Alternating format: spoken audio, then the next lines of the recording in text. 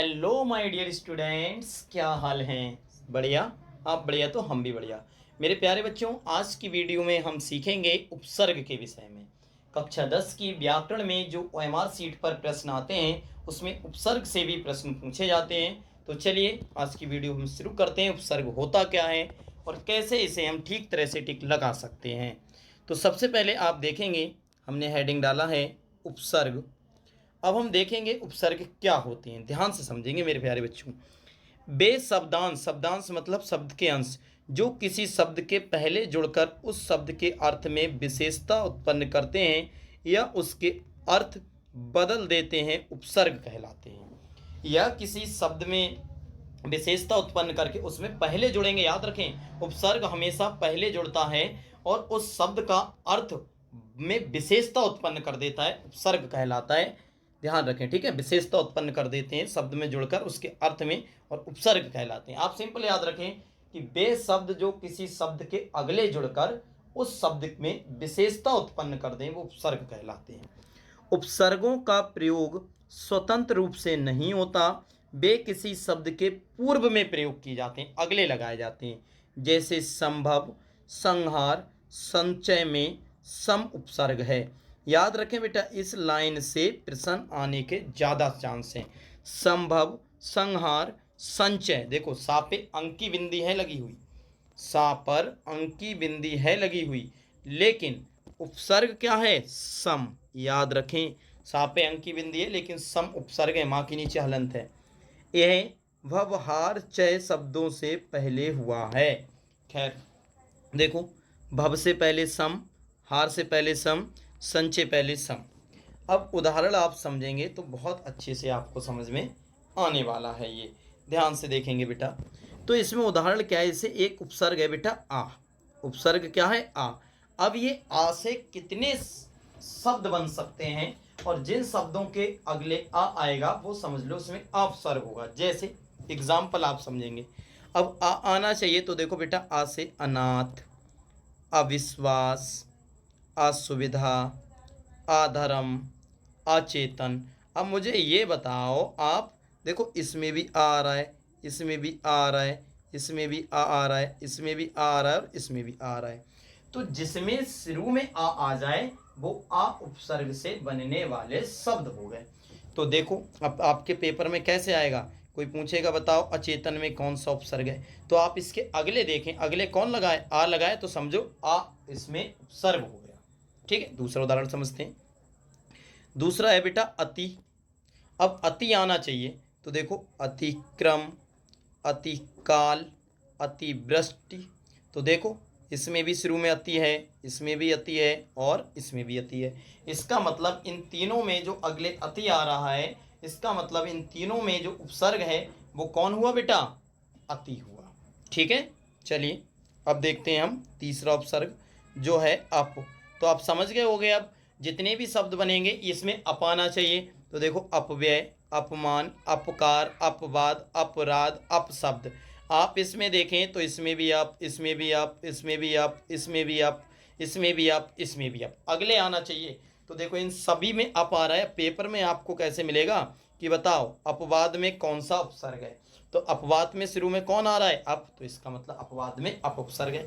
आप ये देख सकते हैं कितनी कितनी सन ये प्रश्न आए हुए हैं। देखो बेटा, ऐसा कोई सा नहीं है जिससे ये अब से, तो आप देखो कितनी बार ये सब सने पड़ी हुई हैं, बोर्ड एग्जाम में आए हुए प्रश्न। ठीक है, और इससे भी ज़्यादा जो नीचे आप पढ़ने वाले अनुवाला। चलिए थोड़ा इसे ऊपर करते हैं तब समझेंगे अनुवाला। अनुवाला आप देखें कितने बार आया है, ध्यान से समझेंगे। अनु, ये समझें आप अनुवाला। तो देखना अनुपस्थित, अनुराग, अनुरूप, अनुकरण, अनुक्रम, अनुशासन, अनुचर, अनुगमन, अनुभूति, अनुग्रह। और ये सन देखो कितनी बार इससे आए हुए हैं। आप इनमें देख सकते हैं, देखो शुरू में बेटा इसमें भी अनु, इसमें भी अनु, इसमें भी अनु, इसमें भी अनु, इसमें भी अनु, अनु अनु अनु अनु अनु। तो ये सब अनु आ रहे हैं। अब पेपर में अनु नहीं आएगा, पेपर में आएगा कोई एक शब्द दे देंगे जैसे अनुकरण। अब वो कहेंगे बताओ इस अनुकरण में कौन सा उपसर्ग है, तो आप लगाएंगे अनु। ठीक है बेटा, अब देखते हैं हम अधि वाला प्रश्न। तो अगला जो हमारा शब्द है बेटा वो है अधि। अधि वाले अधि उपसर्ग से कौन कौन से शब्द बन सकते हैं इसके विषय में हम देखेंगे। तो बेटा अधि से है हमारा अधिकार, अधिमान और अधिपति। तो आप देखें इन तीनों शब्दों में जो शुरू में है बेटा वो अधि लगा हुआ है। देखो अधि अधिकार में भी है, अधि अधिमान में भी है, अधि अधिपति में भी है। तो इसका मतलब इन तीनों शब्दों में अधि उपसर्ग है। जो शब्द शब्द के जो भी शब्द शब्द के अगले आकर उसका विशेष अर्थ बना दे वह उपसर्ग होते हैं मेरे प्यारे बच्चों। अगला है बेटा ना। तो अब आप देखेंगे ना लगा होना चाहिए और शब्द बन जाए। तो आप देखें नालायक, ना समझ, इनमें देखो ना आ रहा है, इसमें भी आ रहा है ना। तो आज होप आप ये समझ गए होंगे कि उपसर्ग कैसे होते हैं। उपसर्ग वो होते हैं जो किसी भी के अगले लग जाते हैं और उस शब्द को बना देते हैं बेटा। ठीक है, ऐसे इस प्रकार दुर है, लेकिन याद रखना इस रा के नीचे हलंत है, इसका मतलब रा आधा है और इसीलिए आधे रा होना चाहिए। तो बेटा ये बना आपका दुर्गम, दुर्गुण या दुर्लभ। इसी प्रकार बेटा कु है और कु से आप देख सकते हैं कुख्यात, कुकर्मी, इन दोनों में देखो बेटा कु आ रहा है, इसका मतलब इसमें कु उपसर्ग लगा हुआ है। अगला प्रश्न है मेरे प्यारे बच्चों अभी। अब ऐसा अभी से भी देखो कई बार प्रश्न आए हुए हैं बेटा, कितनी सन में आए हुए हैं। तो अभी आना चाहिए और उपसर्ग अभी रहना चाहिए और शब्द बन जाना चाहिए। तो देखो अभिवादन, अभिशाप, अभिमान, अभिलाषा, अभिजात। तो बेटा सभी के अगले क्या हैं, अभी हैं लगे हुए, इसका मतलब इसमें अभी उपसर्ग है। आप परेशान ना हो, मैं इससे कैसे पेपर में प्रश्न बनते हैं वो वीडियो भी इसके बाद लेकर आऊँगा। सभी का एक टॉपिक की वीडियो हुआ करेगी और एक उससे संबंधित प्रश्न जो बोर्ड एग्जाम में पूछे गए हैं। ठीक है बेटा, ठीक। अगला है बेटा बड़ा आ। तो आ उपसर्ग लगा के शब्द बनाओ, आलेख, आकर्षक, आक्रमण, आगमन, आरंभ, आजीवन। आप देखें इसमें सभी में बड़ा आ रहा है, इसका मतलब इसमें बड़ा आ उपसर्ग है। अगला शब्द है मेरे प्यारे बच्चों उप, उ और पा उप। तो आप देखें उपस्थिति, उपसहार, उपकार, उपदेश, उपमान, उपमंत्री, उपवन, उपयुक्त। तो आप देखें इन सभी में बेटा उप आ रहा है, इसका मतलब इन सभी में उप उपसर्ग है। अगला जो शब्द है हमारा वो है बेटा निर। याद रखें निर, इसमें रा आधा है, तो इसमें हम क्या करेंगे, सॉरी बेटा इसमें आधा है, पूरा भी इसमें शायद साफ दिख नहीं पा रहा है, आधा है पूरा, खैर कोई नहीं, आधा हो तो आधा लगाना वरना आप पूरा लगा देना। तो यहाँ पर बने बेटा निरपराध, निर्भय, निर्वाह, निर्दोष, निराभिमान, निराभिमान या निर्जन, निराकार या निर्जन। तो आप देखें सभी में निर आ रहा है, इसका मतलब ये अगर शब्द आएंगे तो उसमें उपसर्ग क्या होगा, निर होगा। तो चलिए अगले देखते हैं बेटा।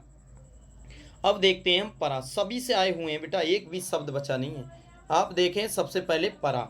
तो परा से शब्द बने देखो बेटा पराजय, पराभव। तो दोनों में परा आ रहा है, इसका मतलब इनमें परा जो है वो उपसर्ग है। अगला शब्द है बेटा प्रति। तो अगला शब्द क्या है मेरे प्यारे बच्चों, प्रति। तो प्रति में क्या है, ध्यान से आप देखेंगे प्रति आना चाहिए और शब्द बन जाए। तो देखें प्रतिकूल, प्रतिरूप, प्रतिघात, प्रतिध्वनि, सभी में प्रति आया है बेटा, सभी में प्रति है तो इसमें प्रति उपसर्ग है। अगला प्रश्न है बेटा परि।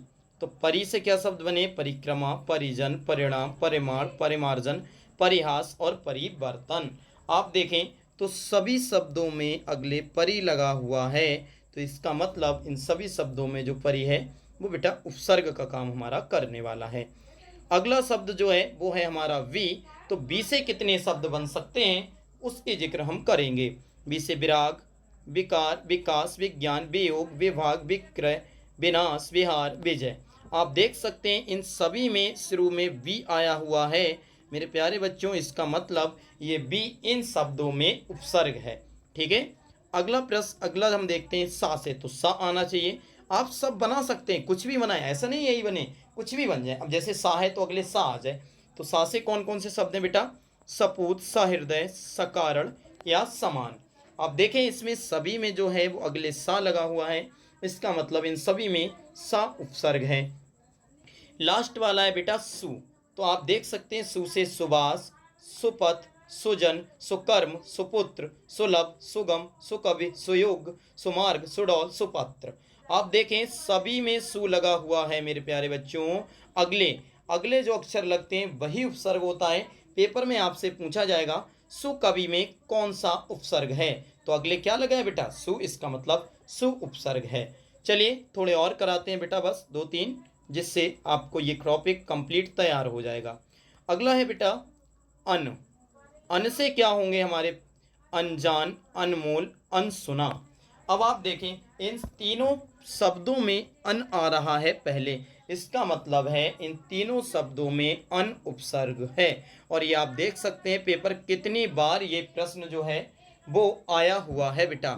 अगला जो है वो है हमारा सह, और सह से आप देख सकते हैं यहाँ पर सहचर है, सहपाठी है, सहयोग है और सहमत है। आप देखें इन सभी में जो है वो सह अगले आ रहा है, इसका मतलब इन सभी में सह उपसर्ग है बेटा। कौन सा उपसर्ग है? सह। देखो सहचर, सहपाठी, सहयोग, सहमत। अगले देखो सह है सभी में, इसका मतलब इसमें सह उपसर्ग है। अगला है बेटा अभी, तो अभी से ज़्यादा शब्द तो नहीं है लेकिन एक शब्द बना है बेटा अविकार, तो इसमें देखो अभी आ रहा है, इसका मतलब अभी जो है वो बेटा उपसर्ग है। फिर अगला शब्द है सहा, तो सहा से कोई शब्द बनाओ तो इसका मतलब हो गया सहानुभूति, यानी सहा अगले आया तो सहानुभूति में जो उपसर्ग है बेटा वो है सहा।